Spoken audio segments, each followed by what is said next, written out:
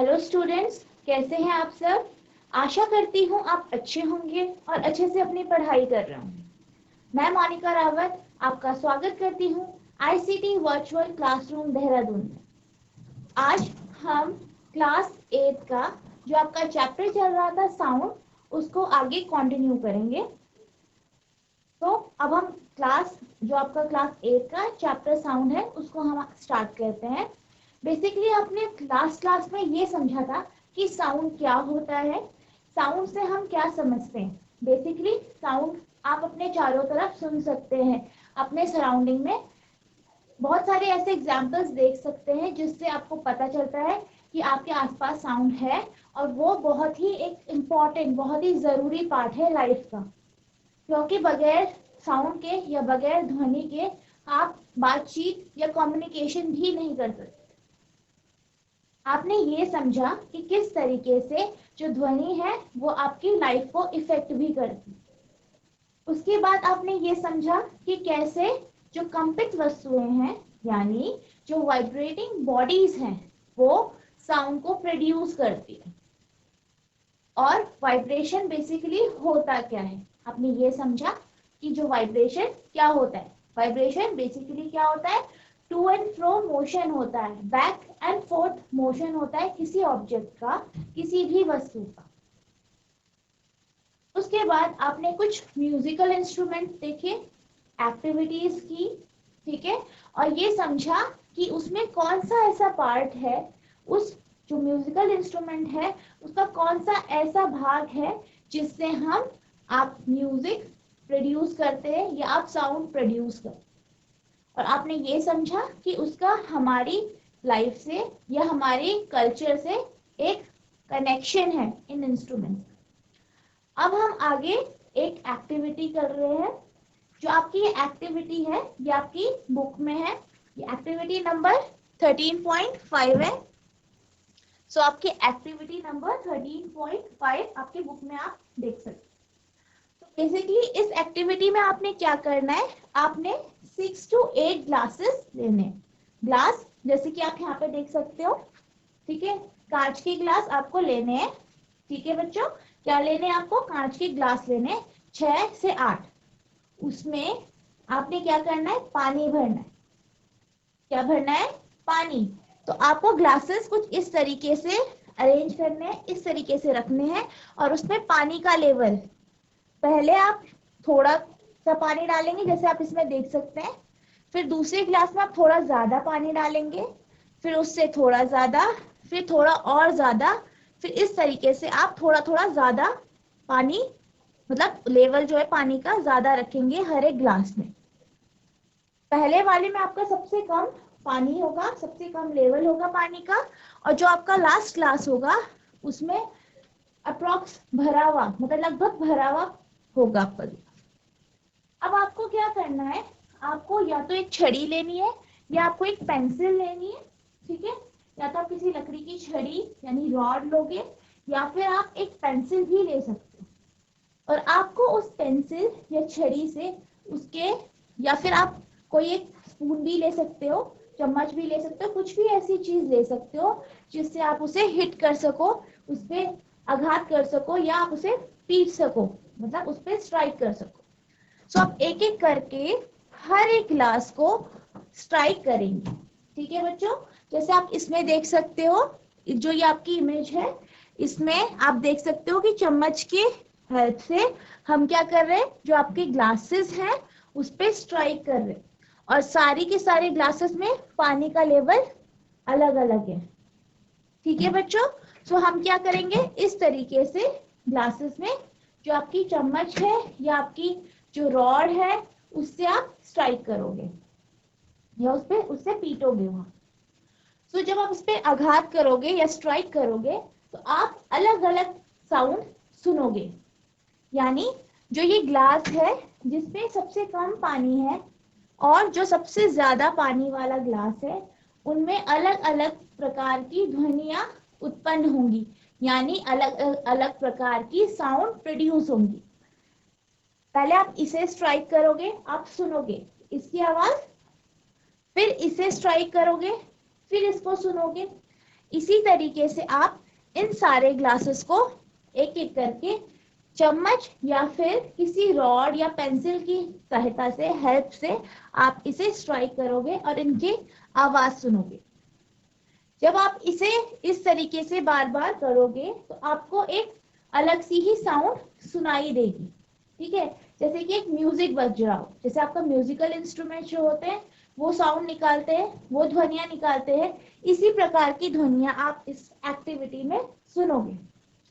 इन ध्वनियों को जल तरंग कहा जाता है। इन ध्वनियों को क्या कहा जाता है? जल तरंग, क्योंकि आप इसमें जल यानी पानी की हेल्प से इन तरंगों को यानी अलग अलग तरीके की जो आपकी साउंड्स हैं, अलग अलग तरीके की ध्वनियां हैं, उसे आप प्रोड्यूस कर रहे। तो आई होप आपको ये एक्टिविटी समझ में आई। बेसिकली इस एक्टिविटी में हमने जल तरंग के बारे में समझा कि हम किस तरीके से पानी का लेवल अलग अलग रख के अलग अलग तरीके की ध्वनि या साउंड निकालते हैं, जिसको हम क्या कहते हैं? जल तरंग कहते हैं। हम अब आगे मूव करते हैं। अब हमने अभी तक म्यूजिकल इंस्ट्रूमेंट्स के बारे में पढ़ा, हमने एक्टिविटीज में भी म्यूजिकल इंस्ट्रूमेंट्स या म्यूजिक के बारे में कुछ चीजें पढ़ी, जैसे आपने जल तरंग पढ़ लिया, ठीक है, आपने एक तारा के बारे में पढ़ा। हमने अलग अलग जो आपके म्यूजिकल इंस्ट्रूमेंट होते हैं, जैसे तबला हो गया, ढोलक हो गया, गिटार हो गया, ड्रम हो गया, इन सब चीजों के बारे में हमने पढ़ा और समझा।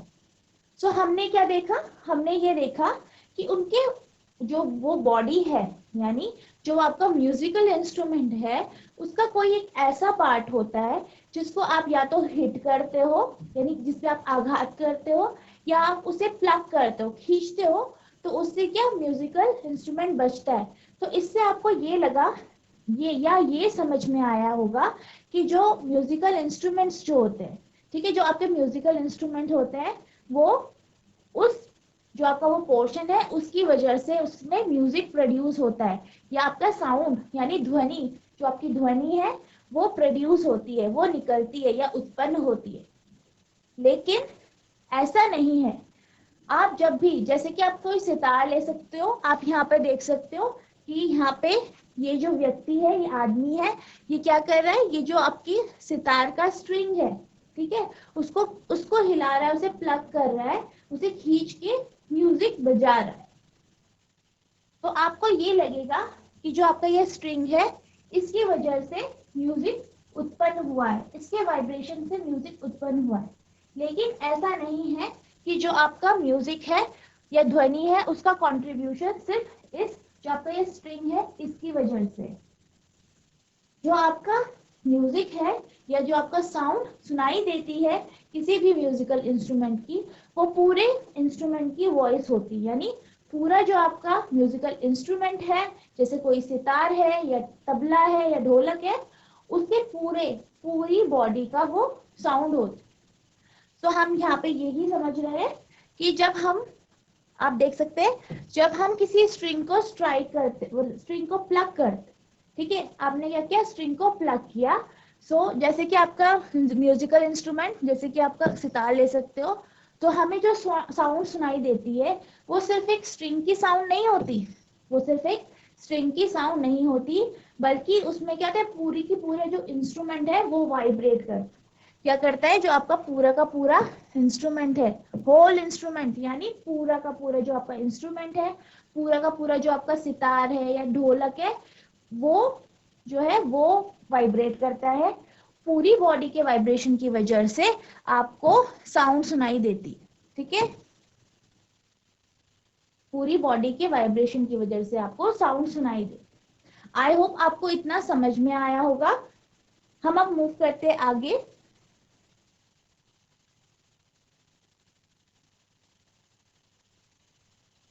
तो आप यहाँ पे देख सकते हैं, ये मृदंगम है, ठीक है, ये मृदंगम है, ये एक तरीके का म्यूजिकल इंस्ट्रूमेंट है।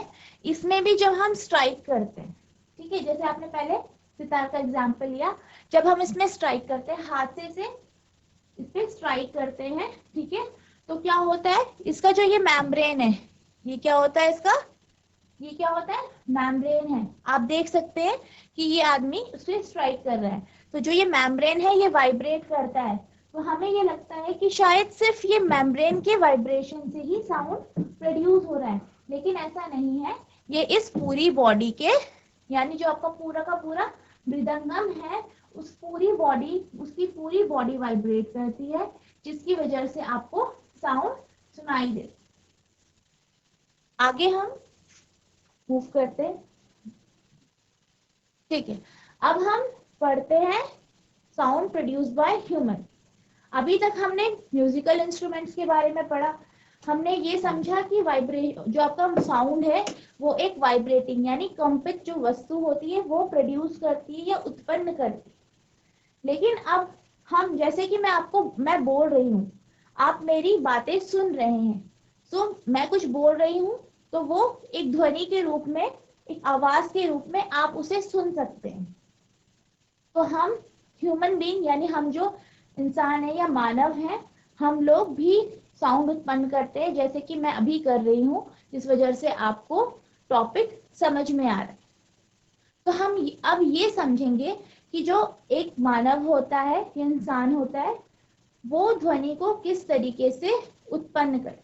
तो जो हमारा जो ह्यूमन बॉडी होती है, यानी जो हमारा मानव का शरीर होता है, उस पे एक वॉइस बॉक्स होता है, जिसे हम लैरिंक्स कहते हैं। जो आपका ये वॉइस बॉक्स होता है, ये जो आपका विंड पाइप होती है, इसके ऊपरी हिस्से में होता है। ठीक है, जो आपकी विंड पाइप होती है, आप देख सकते हैं विंड पाइप के यहाँ ऊपरी हिस्से में, यहाँ पे आपका वॉइस बॉक्स होता है। जो आपके वॉइस बॉक्स होता है, इस पे 2 वोकल कॉर्ड्स होती है। 2 क्या होती है इसमें, वोकल कॉर्ड्स होती है। आप इस फिगर में देख सकते हैं। ठीक है, तो जो आपका ये वॉइस बॉक्स है, ये आपका क्या है, वॉइस बॉक्स है। इसमें क्या है, आपकी 2 वोकल कॉर्ड्स है। आप यहाँ पे देख सकते हैं, यहाँ पे ये क्या है, आपकी वोकल कॉर्ड्स है। ये आपकी क्या है, वोकल कॉर्ड्स है। यहाँ पे देख सकते हैं आप वोकल कॉर्ड्स। ठीक है, ये क्या होती है, ये स्ट्रेच होती है। क्या होती है, इस पे खिंचाव होता है, जिससे आवाज प्रोड्यूस होती है। किस तरीके से होती है, जब आप बोलते हो, आपके जो ये वोकल कॉर्ड्स है, ये खिंचाव होता है। इसमें क्या होता है, एक स्पेस क्रिएट होता है, या स्लिट, नैरो स्लिट क्रिएट होता है। ठीक है, जिससे आपकी हवा अंदर जाती है। ठीक है, जिससे क्या होता है, आपकी हवा का पैसेज बनता है और वो अंदर जाती है और बाहर निकलती है, जिस वजह से जो आपके लंग्स होते हैं, यानी जो आपके फेफड़े होते हैं, इस वजह से जो आपके फेफड़े होते हैं वो हवा को अंदर बाहर फोर्स करते हैं, यानी उसे धक्का देते हैं। उस जो पतली स्लिट है, ये पतला सा जो गैप बीच में प्रोड्यूस होता है, उस वजह से, और आपकी जो वोकल कॉर्ड्स है वो क्या करते हैं, उस हवा की वजह से वाइब्रेट करते हैं, यानी कंपित होते हैं, और वो साउंड यानी आवाज को प्रोड्यूस करते हैं। ठीक है, और ये क्या होती है, ये स्ट्रेच खिंची हुई होती है वॉइस बॉक्स के अक्रॉस, जैसे कि आप इस फिगर में देख सकते हैं कि जो आपकी आपकी जो ये है, जो आपकी ये वोकल कॉर्ड से ये स्ट्रेच्ड है, खिंची हुई है वॉइस बॉक्स के बीच में। ठीक है, और ये इस तरीके से खींची है कि एक छोटी सी स्लिट प्रोड्यूस करती है बीच में। क्या करती है, एक छोटी स्लिट प्रोड्यूस करती है, जिसमें से आपका एयर का पैसेज होता है, जिससे जो आपकी हवा है वो अंदर बाहर जा सकती है। इसमें क्या होता है, जब आप, जो आपके लंग्स होते हैं, यानी जो आपके फेफड़े होते हैं, वो फोर्स करते हैं एयर को इस स्लिट के थ्रू, फोर्स करते हैं यानी उसे धक्का देते हैं। ठीक है, वो बाहर या अंदर धक्का देते हैं लंग्स की हेल्प से, जिससे क्या होता है, आपके वोकल कॉर्ड्स वाइब्रेट होते हैं, यानी कंपित होते हैं, और आपको आवाज, या आप आवाज उत्पन्न कर सकते हो या प्रोड्यूस करते हो। आई होप आपको इतना समझ में आया होगा। अब हमने ये समझा पिछली फिगर में कि जो आपका वॉइस बॉक्स है, उसमें 2 स्ट्रेच क्या है, वोकल कॉर्ड्स।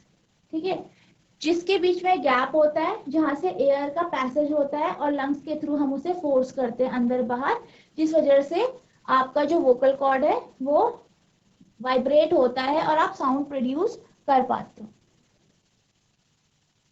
लेकिन जो आपकी जो ये मसल्स होती हैं, ठीक है, जो आपकी वोकल कॉर्ड को अटैच करती हैं, जो आपकी मसल्स होती है वोकल कॉर्ड को जो अटैच करती है, वो जो कॉर्ड होती है उसको ढीली या टाइट, टाइट या ढीली, टाइट या लूज कर सकती है, जिस वजह से जो आपकी वोकल कॉर्ड होती है वो थिन, टाइट और पतली, ठीक है, टाइट टाइट और पतली हो सकती है या हो जाती है। तो इससे क्या होता है, आपकी जो आवाज होती है उसमें फर्क आता है। उसमें क्या आता है, फर्क आता है। अगर वो टाइट और ढीली करती है, और फिर जब वो उसे लूज यानी सॉरी टाइट और पतली करती है, और लूज यानी ढीली और मोटी करती है, जो वो मसल्स होती है, तो उससे आपकी वॉइस की जो क्वालिटी होती है, आपकी जो आवाज होती है, उसमें क्या आता है, चेंज आता है। जो मसल्स आपकी वोकल कॉर्ड से अटैच होती हैं, वो उसको टाइट और लूज करती हैं, जिस कारण उसकी वॉइस की, क्योंकि वो टाइट भी कर सकती है उसे स्ट्रेच करके, और उसे लूज भी कर सकती है। तो इस कारण क्या होता है, आपकी जो वॉइस की क्वालिटी होती है, जो आपकी वॉइस होती है, वो अलग अलग अलग तरीके की आप मतलब प्रोड्यूस कर पाते हो। अलग अलग इंसान अलग अलग तरीके की आवाज या वॉइस या साउंड प्रोड्यूस कर सकते हैं। अब हम एक्टिविटी 13.6 देखेंगे, जो कि हमें थोड़ा सा ये समझाएगा कि जो हमारे वोकल कॉर्ड्स हैं वो किस तरीके से वर्क करते हैं। तो आप पहले फिगर, ये आपकी फिगर ए है।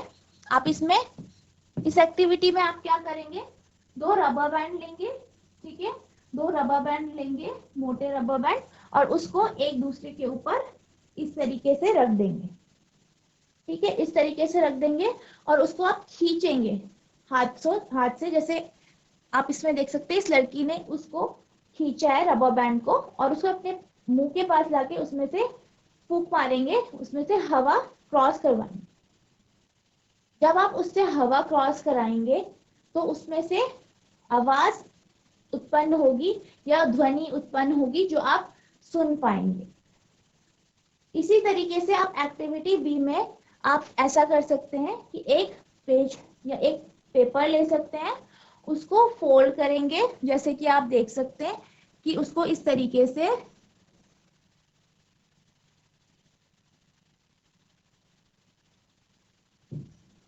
आप इसको इस तरीके से फोल्ड कर सकते हैं, और बीच में आप यहाँ पे जो आपका पेपर होगा, यहाँ से इसे कट कर देंगे, ये हिस्सा। इसको इस तरीके से बना के आप अपने फेस के पास या अपने मुंह के पास इस तरीके से रखेंगे, और फिर उसमें से फूंक मारेंगे, यानी आप उसमें से हवा क्रॉस करवाएंगे। जब आप उसमें से हवा क्रॉस करवाएंगे तो आप एक आवाज सुनेंगे, ठीक है। तो इन दो एक्टिविटीज से हमने क्या किया, हमने एक स्लिट बनाई।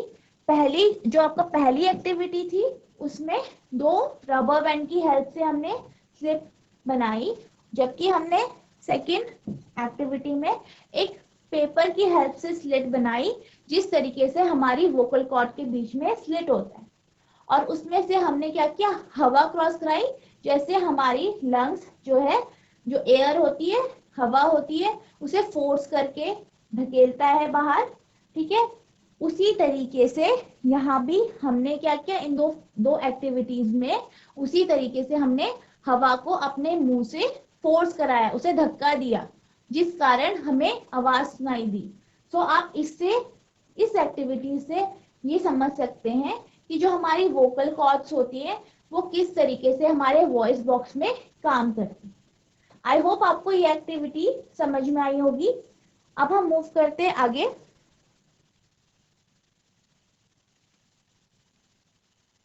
अब हमने ये समझा है कि जो हमारा वोकल कॉर्ड्स होते हैं वो टाइट या लूज होते हैं, जिससे हमारी जो आवाज की क्वालिटी होती है, हमारी जो ध्वनि की क्वालिटी होती है, उस पर फर्क पड़ता है। तो जो हमारी जो हम ये जानते हैं कि जो मनुष्य है या मानव है, वो एक मेल होता है और दूसरा फीमेल, दो तरीके के होते हैं। तो जो आपका मैन होते हैं या मेल जिन्हें आप बोलते हो, मैन यानी जो आदमी होता है, उसकी जो वोकल कॉर्ड होती है वो लंबी होती है, एज कंपेयर टू, किससे हम कंपेयर करेंगे, किसकी अपेक्षा, अगर हम एक औरत की वोकल कॉर्ड्स की बात करें, यानी एक विमेन की वोकल कॉर्ड की बात करें, तो जो आपकी मेन की वोकल कॉर्ड होती है वो बड़ी होती है, जबकि एक फीमेल या विमेन की जो वोकल कॉर्ड होती है वो थोड़ा छोटी होती है, जिस कारण आपको उनकी वॉइस में डिफरेंस पता चलता है या आप उसे महसूस कर सकते हैं। तो आपके जो मेन होते हैं, ठीक है, जो मेन होते हैं उनकी जो वोकल कॉर्ड्स होती है उनकी लेंथ 20 मिलीमीटर होती है, ठीक है, 20 मिलीमीटर होती है, जबकि जो आपकी विमेन्स होती हैं, जो आपकी विमेन्स यानी औरतें होती हैं, फीमेल्स होती हैं, उनकी जो वोकल कॉर्ड्स होती है वो 5 मिलीमीटर छोटी होती है, उसकी लेंथ 5 मिलीमीटर होती है। आई होप आपको इतना समझ में आया होगा। अब हम बच्चों की वोकल कॉर्ड्स के बारे में बात करते हैं। जो बच्चों की वोकल कॉर्ड्स होती है वो बहुत ही छोटी होती है, इस कारण आप इन सब, यानी आप एक मैन, विमेन और एक बच्चे की आवाज में फर्क कर पाते हैं, क्योंकि उनकी वोकल कॉर्ड का जो वो लेंथ है वो डिफरेंट है, जिस कारण वो अलग अलग तरीके की ध्वनि या अलग अलग प्रकार की वॉइस को प्रोड्यूस कर पाते। अब हम ये समझेंगे कि जो आपकी साउंड होती है यानी ध्वनि जो होती है उसको एक माध्यम यानी मीडियम की जरूरत होती है, मीडियम की जरूरत होती है चलने के लिए, प्रोपोगेट करने के लिए, ठीक है। तो इसके लिए हम एक एग्जाम्पल लेंगे या हम एक एक्टिविटी करेंगे। आपने क्या करना है, एक मोबाइल फोन लेना है और उसे अपने एक ग्लास में रख देना है, जैसे कि आप यहाँ फिगर में देख सकते हैं। इस तरीके से आप एक मोबाइल फोन को ग्लास में रख देंगे। आपको ये देखना है कि जो आपका ग्लास है वो सूखा हो और उसमें पानी ना हो, मतलब सूखे ग्लास के अंदर आपको, और जो आपका खाली ग्लास होता है उसके अंदर आपको ये मोबाइल फोन रखना है। उसके बाद आपको अपने फ्रेंड को कहना है कि वो आपके मोबाइल में कॉल करे। जब वो कॉल करेगा तो आपको क्या यहाँ पे रिंगिंग साउंड सुनाई देगी, आपका फोन रिंग करेगा, ठीक है, यानी आपको कॉल आ रही है तो आपकी बेल बजेगी, आपकी रिंगिंग टोन जो होगी वो बजेगी और आपको सुनाई देगी। आपने अब ये ऑब्जर्व किया कि आपने जब इसे ग्लास के अंदर रखा, एक खाली ग्लास के अंदर रखा, तो इसमें से आवाज आ रही थी। बेसिकली जो आपका ग्लास है उसमें आप ये सोच सकते हैं या आप ये जानते हैं कि जब आप इसको सिंपली एक बीच कहीं एटमॉस्फेयर में रख देंगे तो इस पे भी अंदर क्या होगी, एयर होगी, जिस कारण आपको आवाज सुनाई दे रही है। अब आपने क्या करना है, अब आपने जो आपका ग्लास है इसको अपने मुंह के पास लेके आना है और हाथों से इस तरीके से पकड़ के इसके अंदर की जो हवा है, यानी इसके अंदर आपका फोन तो रहेगा ही, लेकिन आपको जो ग्लास है उसको अपने मुंह के पास लेके आना है और उसके अंदर जितनी भी हवा है उसे सक करना है, मतलब उसे अपने अंदर ले लेना है, ठीक है। उस हवा को उससे हवा अपने अंदर ले लेनी है ताकि वो खाली हो जाए, और उसको बिल्कुल टाइटली होल्ड करना है ताकि उसमें किसी तरीके की हवा बाहर से ना जा पाए। अब आप अपने फ्रेंड को बोलोगे कि वो फिर से कॉल करे आपके फोन में। जब वो आपके फोन में कॉल करेगा तो आप ये महसूस करोगे कि आपको आवाज थोड़ा कम सुनाई दे रही। तो बेसिकली ये इसलिए हुआ क्योंकि आपने एयर को सक कर लिया, आपने क्या किया, उसमें से हवा निकाल दी, जिस कारण आपको आवाज बहुत हल्की सुनाई देने लगी। तो हमें थोड़ा ये, अब इससे थोड़ा सा एक कॉन्सेप्ट क्लियर हुआ कि हमारी जो ग्लास था उसमें हवा थी जिस कारण हमें साउंड सुनाई दे रही थी, लेकिन जब हमने उस हवा को सक कर लिया, ठीक है, उसमें से हवा निकाल दी, तो उसमें से आवाज थोड़ा कम हो गई।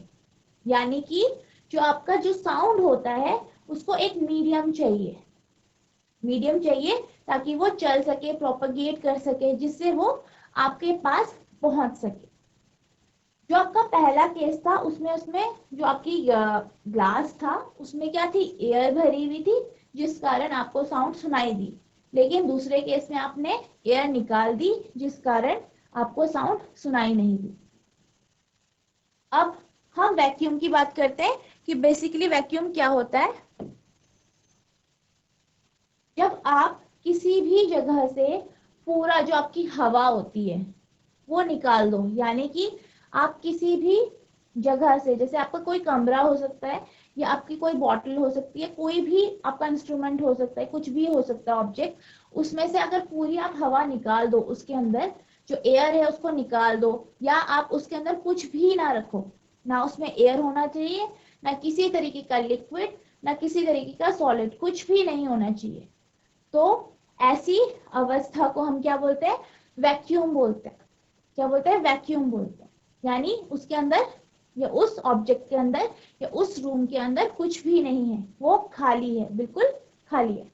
सो इससे जब हम किसी भी वेसल को, किसी भी बर्तन को या किसी भी जगह को हम बिल्कुल खाली कर देते हैं, यानी वैक्यूम कर देते हैं, तो उस जगह में साउंड प्रोपेगेट नहीं कर पाती, यानी साउंड चल नहीं पाती। आई होप आपको इतना समझ में आया होगा।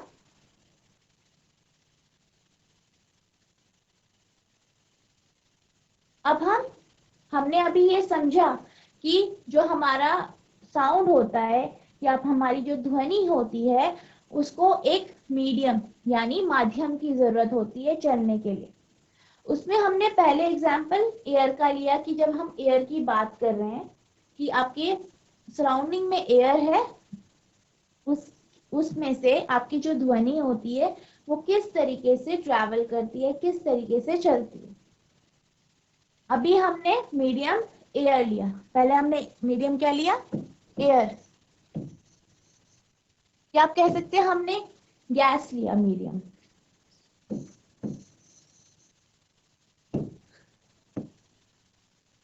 अब हम सेकेंड एक्टिविटी में मीडियम अपना लिक्विड ले रहे हैं।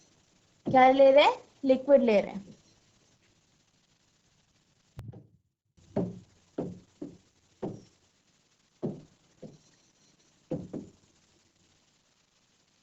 जिसमें हम लिक्विड क्या ले रहे हैं, वाटर यानी पानी। हम पानी को मीडियम ले रहे हैं।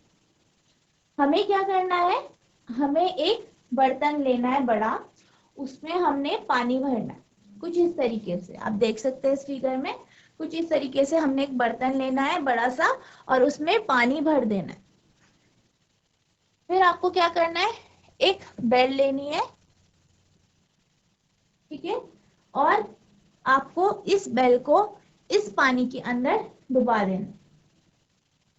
फिर आपको क्या करना है, अपना जो कान है उसको पानी के लेवल के पास लाना है, ठीक है, पानी के लेवल के पास, यानी पानी से आपका कान ऊपर ही होना चाहिए।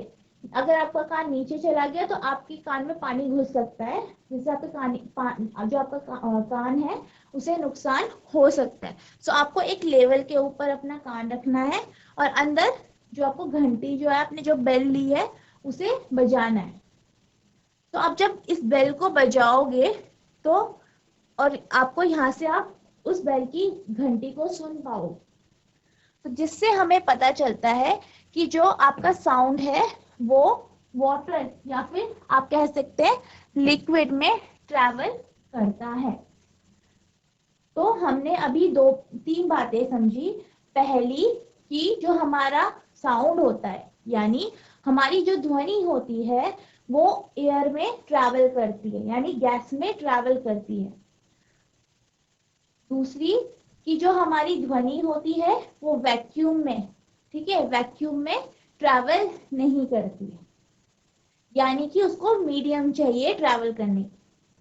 थर्ड, हमने इस एक्टिविटी से समझा कि जो हमारी साउंड है यानी ध्वनि है वो लिक्विड जैसे कि वाटर हो गया, लिक्विड में भी ट्रैवल कर सकती है, यानी उसमें भी वो चल सकती है, उसमें से वो जा सकती है, प्रोपगेट हो सकती है। आई होप आपको इतना समझ में आएगा। नेक्स्ट, अभी हमने एयर के बारे में बात किया, यानी गैस के बारे में बात करी। दूसरा हमने पानी यानी लिक्विड के बारे में बात करी। आई होप आपको ये दो समझ में आए होंगे। अब तीसरा हम लेंगे सॉलिड, यानी ठोस, जो आपका ठोस होता है सॉलिड्स, इसको एज अ मीडियम लेंगे, यानी क्या इससे साउंड आपकी ट्रैवल होती है या नहीं, ये हम देखेंगे। तो आपकी ये बुक की एक्टिविटी 13.9 है। इसमें आपको क्या करना है, एक वुडन स्केल लेना है या आप किसी मेटल का स्केल भी ले सकते हो, ठीक है। और आपको अपने साथ अपने एक फ्रेंड को भी रखना है। आप क्या करोगे, जो आपका ये जो वुडन स्केल है, ये जो आपकी ये वुडन रॉड है, आपको इसके एक एंड से अपने फ्रेंड को दे देना है और दूसरा अपने कान में लगा देना है। तो जब जो आपका फ्रेंड है वो इधर से क्या करेगा, एक हिस्से से, एक सिरे से वो यहाँ से या तो वो स्ट्रेच करेगा या फिर वो स्ट्राइक करेगा, यानी वो साउंड प्रोड्यूस करेगा। और आप यहाँ से सुनोगे कि आप पे आवाज आ रही है या नहीं आ रही।